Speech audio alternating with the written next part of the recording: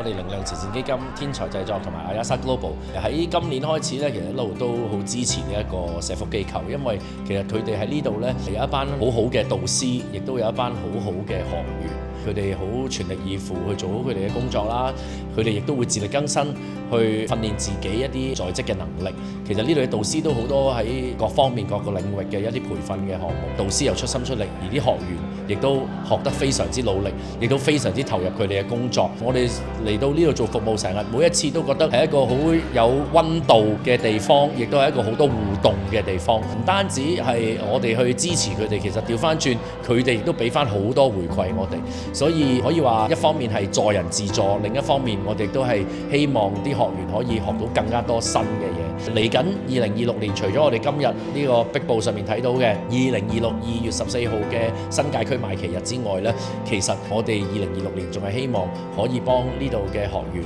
係接多啲唔同嘅工種嘅工作啊，又或者可以令到佢哋喺培訓項目上面有更多元化嘅技能咁樣樣。咁所以我喺呢度再次代表靈糧慈善基金、Ayasa Global 同埋天才製作3個單位，希望竹園區神召會嘅各位導師、各位學員都可以同我哋一齊攜手努力，令到呢度嘅每一位學員同埋每一個工種都能夠發光發亮，就好似佢哋成日話咁樣，唔單止係我哋嘅支持者嘅力量，甚至乎係學員佢哋自己本身都能夠發光發亮。